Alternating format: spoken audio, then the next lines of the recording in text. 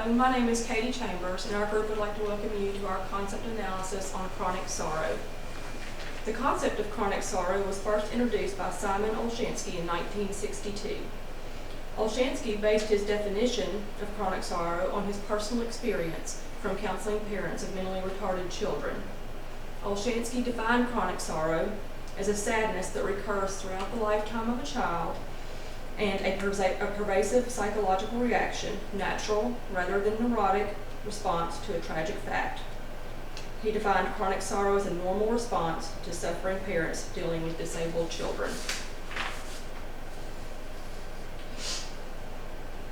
Later, R.S. Weiss expanded the concept by proclaiming that chronic sorrow affects anyone who has sustained any form of loss associated with illness, trauma, or developmental delay, which permanently disables an individual either physically or mentally.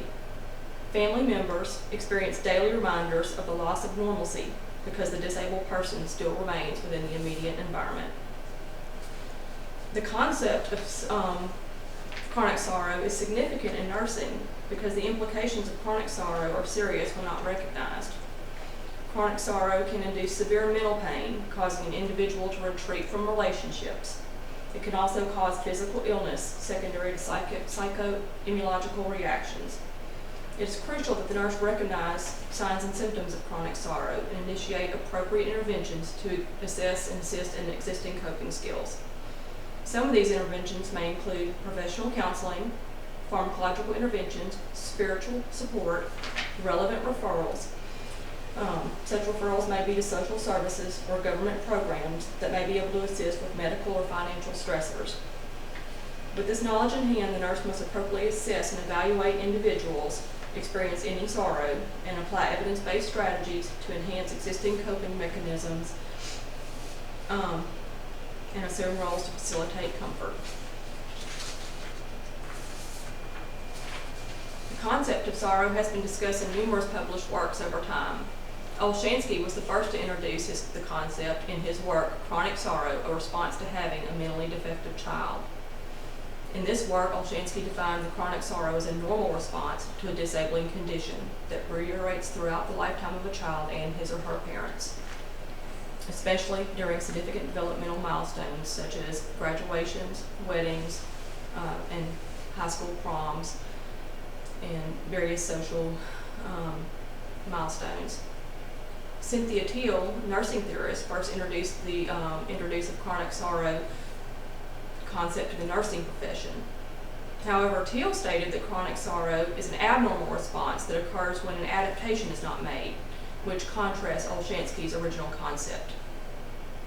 Nursing theorists Georgianne Eakes, Mary Burke, and Margaret Hainsworth developed the middle range theory of chronic sorrow. This theory describes chronic sorrow as a normal response to the continuing variation created by loss. This theory also portrays chronic sorrow as permanent, progressive, recurring, and triggered by events that exacerbate feelings of grief related to the loss. Jill Vidrine will further discuss the purpose of the concept analysis. I'm Jill Vidrine, and I will begin by discussing the purpose of our concept analysis. A concept analysis is the process of defining the basic elements of an idea and distinguishing it from similar concepts. Performing a concept analysis involves breaking a concept into smaller elements to distinguish the internal structure. In nursing, a concept analysis assists in eliminating ambiguous ideas within a theory to create uniformity. The definitions of our concept analysis. Multiple words are used to describe and define sorrow, including grief, sadness, suffering, hurt, and anguish. Merriam-Webster Online Dictionary defines sorrow as a deep distress, sadness, or regret, especially for the loss of someone or something loved, and resultant unhappy or unpleasant state. Beth Rossheim and Charles McAdams III define chronic sorrow as a distinct grief reaction that occurs when loss is not final but continues to be present in the life of the griever. The defining attributes. According to Eakes, Burke, and Hainsworth, the defining attributes of chronic sorrow include a perception of sadness or sorrow over time in a situation with no predictable end, In addition, sadness and sorrow is cyclic or recurrent and occurs throughout the lifespan. Sadness or sorrow is also triggered internally or externally and brings to mind a person's losses, disappointments, or fears. Finally, sadness or sorrow is progressive and can intensify. Theoretical definitions. Jessica Gordon defines chronic sorrow as a normal grief response associated with an ongoing living loss that is permanent, progressive, recurring, and cyclic in nature. In addition, Till defines chronic sorrow as permanent, variable in intensity between situations and persons, and interwoven with periods of neutrality, satisfaction, and happiness. These theoretical definitions include all the defining attributes of chronic sorrow. I'm Sara Chapman, and I'll be presenting the cases for our concept. A model case provides an example of the ways the concept can be used, which includes all significant characteristics of the concept. A model case allows the author to differentiate his or her views of the concept from other versions available of the concept. For instance, Blanche, a mother of one son, spent 10 years of her adult life suffering from alcoholism. After her son's 11th birthday, she was able to achieve sobriety through counseling and a 12-step program. Blanche then devoted her time to raising her son and trying to make up for the time she lost during his childhood. Blanche's son was killed at the age of 19 by a drunk driver who swerved across the road and hit him just 3 miles from his home. Since her son's passing, Blanche has experienced significant grief and finds it hard to even get out of bed most days. She thinks about her son and the loss of his precious life on a daily basis. Blanche also feels that this loss is even harder for her, knowing that she could have been that drunk driver several years ago. She feels as if she will never again experience happiness and even feels that some days are getting tougher to go on. Holidays and family events are hard for Blanche to experience, and she finds that her sadness and grief always intensify during these times and occasions. A related case is a case that provides examples that denote a concept with differences and similarities to the model case. Related cases use a concept that have a similar meaning to the model, but is easily differentiated from the model concept. Bill and Marjorie were married for 35 years when Marjorie died unexpectedly from a massive myocardial infarction. Bill experienced such severe grief and despair that he withdrew from public functions and even lost his job to excessive absences. After a visit from his minister, Bill decided to go to the support group offered at his church for widowed spouses. Bill met several people at the group who were experiencing the same type of loss that he had suffered. Bill felt so much support and help with his grief through this counseling that he began to attend the group meetings regularly twice a week. After a few months of attending the support group, Bill was able to find a new job that he enjoys and is seldom absent from. He has even taken up the sport of golf with a few other men from the church group. A borderline case. Borderline cases use the same concept that the model case uses, except the word has a different meaning. The borderline case assists in clarifying the model concept. The song lyrics to It Is Well With My Soul contain the following: when peace like a river attendeth my way, when sorrows like sea billows roll. Whatever my lot thou hast taught me to say, it is well with my soul. The song was written by Horatio Spafford in the late 1800s, following the drowning of his 4 young children. Spafford wrote these words as he sailed over the same sea where his young daughters had perished. In this example, Spafford compares the waves of the sorrow to the billowing waves of the sea. He states whatever he has dealt, he will accept. However, the grief that accompanies the loss of a child is not so easily set aside and forgotten. The peace that he felt at the time of writing this song was more likely waned and resurfaced during different points in his life.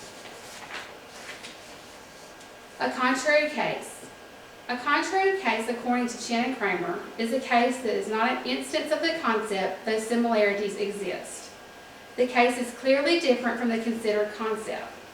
For instance, Jane, a stay-at-home mom for the last 18 years, is preparing for her daughter's high school graduation. Jane knows that her daughter is excited about her new adventures at college, but plans to visit home on breaks from school. On graduation day, Jane finds herself weepy and emotional while reflecting on the last 18 years of raising her daughter. She is saddened at the closing of this chapter in her life, but she also finds joy in her daughter's happiness and excitement. While Jane does experience sadness, her grief is not depictive of a true form of sorrow. An invented case. Invented cases contain ideas foreign to our own personal experiences and are fictional. For example, Jax is a 2-year-old chimp at a Florida zoo that has grown up in captivity with his mother Tori since his birth. To make room for incoming chimps to the zoo, Tori is moved to a separate enclosure away from Jax. Jax begins to exhibit signs of grief by refusing his meals. He becomes reclusive and hides from the other chimps in the enclosure. He begins to lose weight and spends much of his time napping. Jax is clearly displaying signs of sorrow and sadness through his behaviors and weight loss. And now Dustin Strickland will present antecedents and consequences. My name is Dustin Strickland. I will be presenting the antecedents and consequences part of this study. Antecedents are events that are already in place and are happening before the concept occurs, according to A. Walker. Examples of model antecedent are the strong bond between the attachment of the mother felt for her child, as showed by the way she felt after his death and how she recovered. And examples of in the related case, or the antecedent, was the love of the bond of the husband with his wife, and it shows by how he reacted after her death and how he learned to cope. Consequences are the events that happen after the occurrence of the concept. For example, in the model case, the consequence was the mother's inability to get out of bed and perform her daily activities. And in the related case, it was shown by the husband after he lost his wife, then he was unable to perform his job duties and had perpetual absences, which led to his loss of his job because he was overcome with sorrow. The empirical indicators. Empirical indicators are the things that occur or illustrate the occurrence of the concept at hand.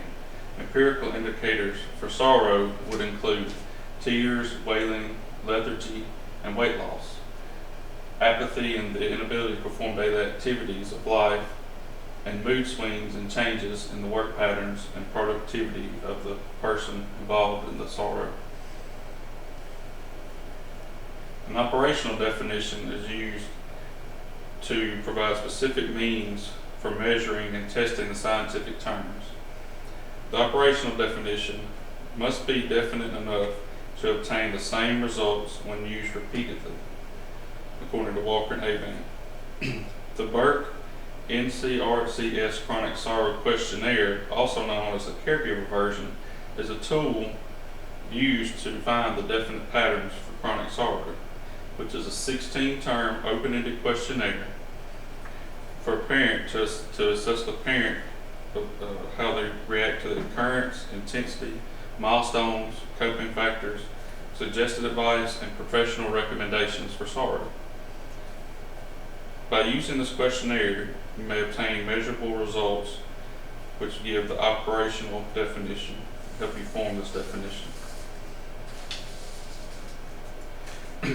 In summary, the sorrow displayed is displayed in many forms and fashions. While some patients may experience an acute sorrow, which would happen as the sorrow right after the sorrow occurs, its intensifying effects and inability to cope with the sorrow can lead to chronic sorrow, which can be debilitating when it's not identified and properly treated. Chronic sorrow will interfere with normal life functions and leave the patient in despair. This would be like if they were unable to perform the daily activities, weight loss, and other examples. Nurses should be current in their knowledge of the defining characteristics of this condition in order to adequately treat the patient. Using the model framework provided, the nurse could easily differentiate the severity and type of sorrow displayed by their patients.